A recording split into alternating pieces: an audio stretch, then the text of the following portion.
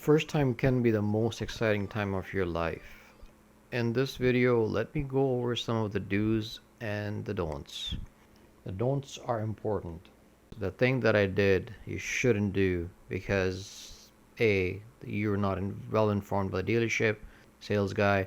Most dealership will not tell you this. I've spoken to few people about this that have picked up their new vehicle, new car, and their dealership, their sales guy never informed them of this as well. So hopefully if you stumble upon this video, you will know not to do this to your brand new car or truck. If it's a used vehicle, used car, it doesn't matter to that. Probably it's too late for that. But if it's a brand new, like literally a brand new vehicle, don't do this to it. Please don't. I did it because I wasn't informed, and hopefully I will not pay for it later down the road. So stay tuned, watch till the end, and please do hit the like and subscribe button. It is much appreciated, guys. So let's get into this video. Let's start off with the thing you need to do first, the do's. If possible, do the inspection. So the car has arrived at the dealership, the lot. Please do this. I did this recording before doing the final paperwork. The dealer informed me that the car is here, and I'm just going over the like over and around the vehicle to see that everything is in order. If it's missing a wheel, or if it's missing a plastic, a cover, or something else, the wiper blade, you name it. Things can happen during shipping, right? So make sure, or even a big windshield crack or something like that, make sure you are doing a full proper inspection. So it was a rainy day, it was a little bit sunny, but because of the rain I couldn't really look at the paint that well. That I will talk about later in this video, why I'm bringing the paint topic, because this is the pickup day. This was the pickup day. You can see I've done all the paperwork, dropped off my cash of bag to the dealership, and they were like, go ahead, it's all yours. Actually, no, it was a bank draft. They don't take cash. Most dealership won't take cash.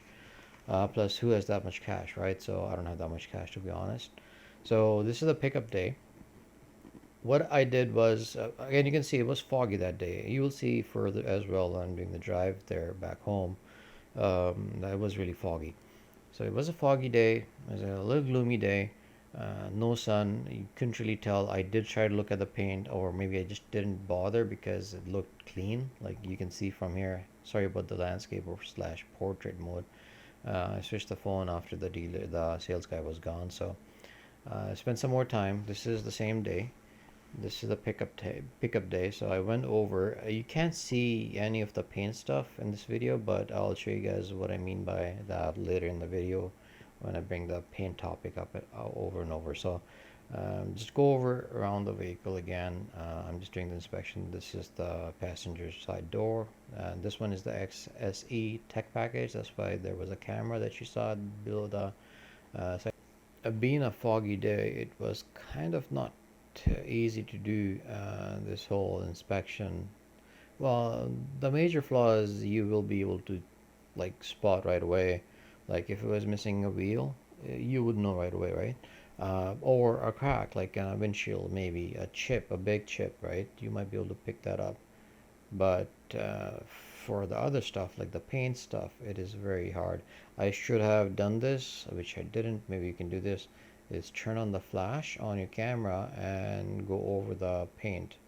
Like go over the paint over and over. Like it's easier to do that before you have actually signed the paperwork, or it's actually better to do that before you sign the paperwork. But once you've done that, it is too late. I had already signed the paperwork, had given the draft, the bank draft, and was ready to basically drive off at this point. So the sales guy was gone already by now. He had gone over some little bit of the stuff, but this is not the don't that I'm talking about. The don't is much bigger and much more alarming. If you do it, you could possibly ruin your engine. Just going over the video here, just showing you guys what I purchased here. It's 2024, as I mentioned earlier, XSE Tech Package. I went around the vehicle. I should have done this before signing the paperwork, but again, it's during the basically, you go into dealership and you're like excited about it. You're like, wow, it's a new vehicle, new car. So you don't think of all of these things. So just do the inspection if you can before you sign the Recording. paperwork. 2 channels started. I had done my inspection and I'm ready to now basically take off. So I did take my older dash cam. In Ontario, if you live in Ontario or any other province where the accidents are high, the insurance rates are high, you should have a dash cam, guys. You should. So I'm using a VO4 A139. I will do more videos in terms of what the daily driving looks like in this car, in this SUV, in this Toyota Rav4 Prime, and I'll be posting them as well on the channel. So guys, if you can please hit the like button and subscribe to the channel, that is much appreciated.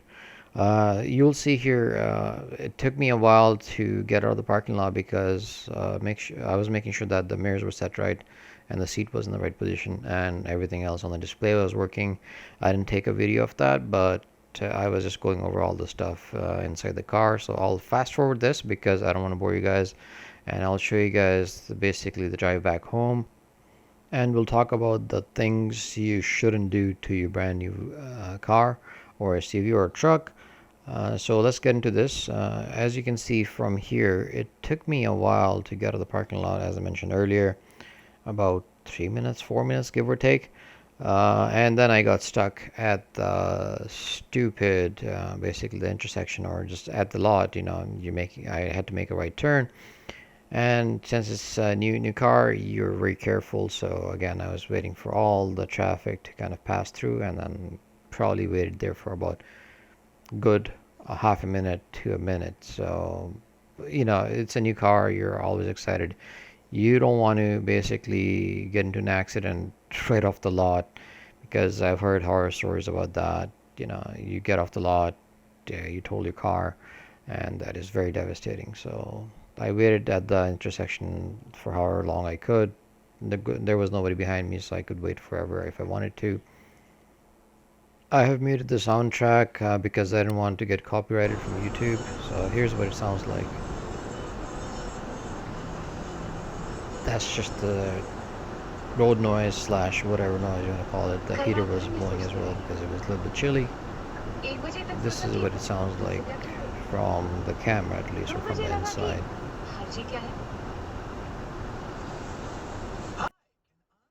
So let's talk about some of the don'ts and the things you shouldn't be doing. Here's my first one, which is not the major one, but is definitely a big no-no. So don't do this. You're not supposed to cross the double yellow lines. I did it in the heat of the moment. I shouldn't have. That was idiotic of me. So don't do that, guys. You don't want to be involved in an accident. You don't want to get a ticket on your first drive back home. That would suck as well. So I was fortunate, didn't get a ticket. Apparently the guy in front of me did it, so I was like, oh, okay, I might as well do it, like, because that's what you do, right? And as you can see here, there was a cop stopped there because it was a bad day. It was a foggy day. They were there to make sure that everybody was driving properly and then got to their destination safe and sound.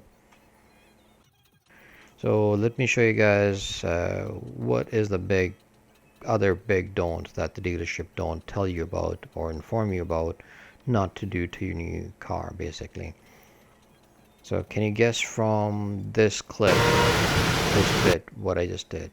You shouldn't do this.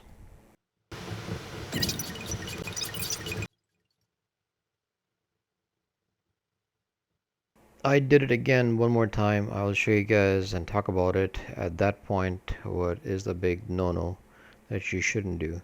But here's the thing that happened. I noticed that the camera shut off here, right here. Look at the timestamp. Did you see that? The camera basically shut off and came back on. It was after that acceleration, or actually it was after the fact that the engine came on. I noticed that the screen went black. and my 12-volt socket, I guess, lost power. I think that's what it was, but I haven't experienced it again yet. But that was the first time I noticed it. I have informed the dealership about it, that on my drive back home this happened. The display, the power was cut off basically from the 12-volt socket, unless yeah, the socket was pretty tight, like, the adapter was pretty tight. It wasn't unplugged, it wasn't like loose, so it wasn't that. So I don't know if that's going to happen again, so I'm just going to keep an eye on it. So this is the second thing. This is the second I guess, what I was talking about, that big no-no. I did it again here. So can you tell me, after watching at this, or can you make a guess, what is it that you shouldn't be doing, and why? Let me go over all that after you have seen this bit as well. So let me show you guys.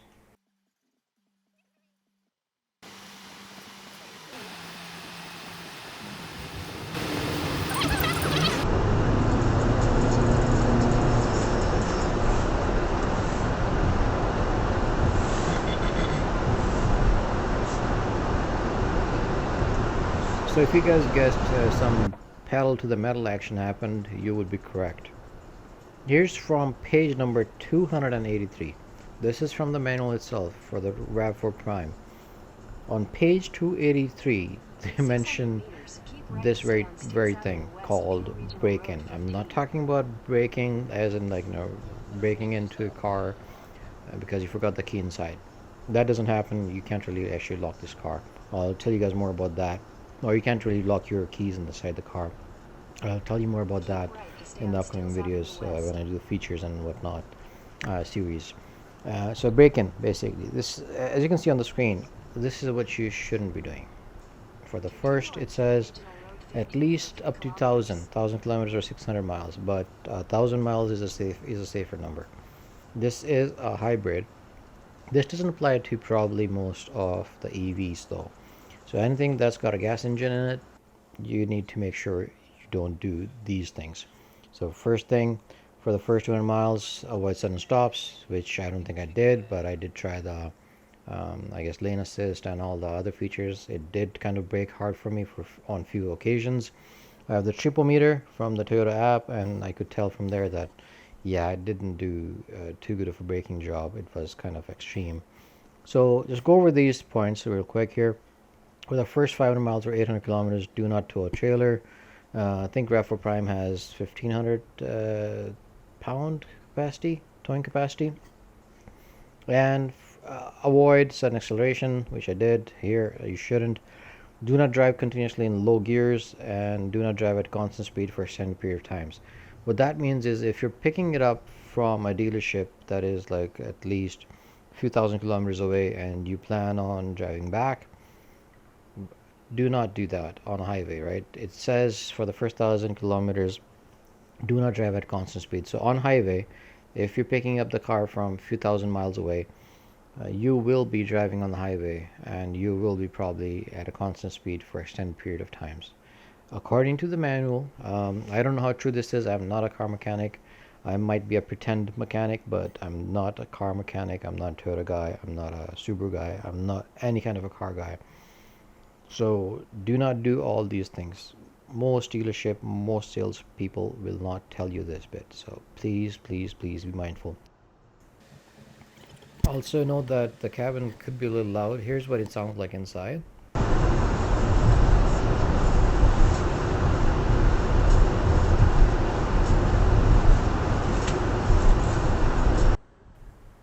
Alright guys, that is it for this video itself. The do's are simple. Make sure you do the inspection, pre-inspection, check everything, check for all the basic issues that you might notice when you're going to pick it up. Before signing, if you can, do the inspection, guys. Please do the inspection. Here's what I mean by the paint stuff. I'll have a separate video about this on this channel as well. As you can see from these pictures, they don't look good, right? And they're not good, so I'm getting them fixed in the summertime, hopefully, and then going to get ceramic coated and whatnot. So I'll talk about more of the stuff that I am going to be doing to the car itself, and the modifications, the mats that I purchased for the cargo area, what not to buy, what to buy, the steering wheel cover because I hate the steering wheel. I don't know, I just can't get my hand around it, or my head around it, I should say. But that is coming up in the on the channel in the next few videos. Some modifications, how to protect the basically the cable from corroding. All the hybrid models 2022 onwards for Rav4, they're impacted by this, where the cable corrodes because of the salt that is used on the roads for winter time, and that is a problem. So lots of cars are actually going to have this problem, and it's a $7,000 fix. So I have put something on my car, hopefully to protect it from basically getting to the situation where I have to replace the cable in about 7 years or 8 years after the warranty expires, or 3 years. That's the bumper to bumper warranty on this car. After that, the ECP doesn't cover. So I'll talk about all that stuff later in the videos, guys. There are a few things that I need to discuss in terms of the warranty and other features and whatnot, the Toyota app, how to set it up, the screen protector that I used, and the other protectors like for the display, the controls, the climate controls, and the screen for that. I have a protector as well for that. So a few things I'll talk about in this basically on this channel, I should say. So please, guys, stay tuned. Please post comments below if you have questions as well, and we'll go from there.